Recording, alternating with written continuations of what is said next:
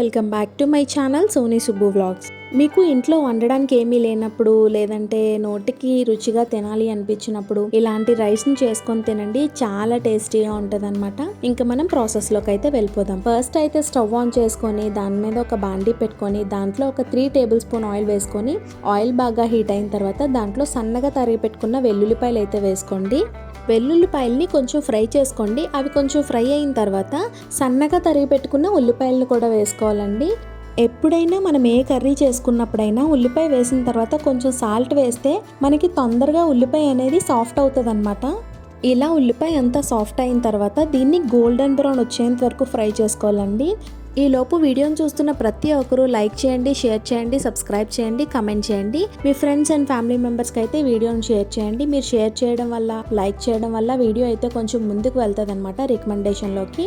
So ఇప్పుడు చూసారు కదండి, మనకి ఉల్లిపాయ అనేది లైట్గా గోల్డెన్ బ్రౌన్ కలర్లోకి అయితే చేంజ్ అవుతూ ఉంటుంది.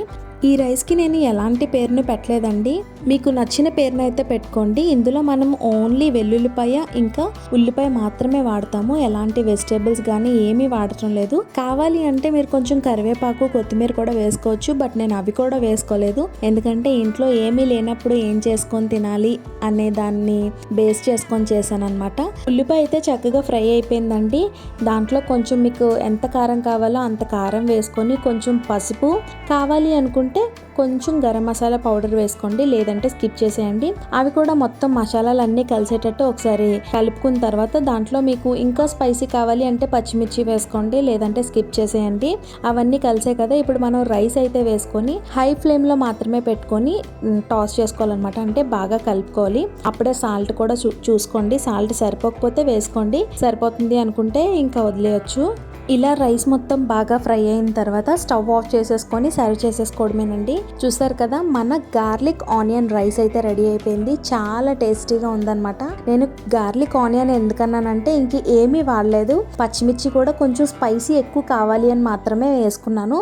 లేదంటే అది కూడా వేసుకోకపోయినా పర్లేదు. ఓన్లీ వెల్లుల్లి, ఉల్లిపాయ, నూనె, కారం మాత్రమే వేసుకున్నాము. చాలా టేస్టీగా ఉంది. ఇలాంటి రైస్ మీరు ఎవరైనా ట్రై చేసి ఉంటే కమెంట్ బాక్స్లో కమెంట్ చేయండి. ఇంకా వీడియోని చూస్తూ లైక్ చేయకపోతే please to like, share and subscribe. నా వీడియోస్ చూస్తూ నన్ను సపోర్ట్ చేస్తున్న వాళ్ళందరికీ చాలా థ్యాంక్స్ అండి. By by.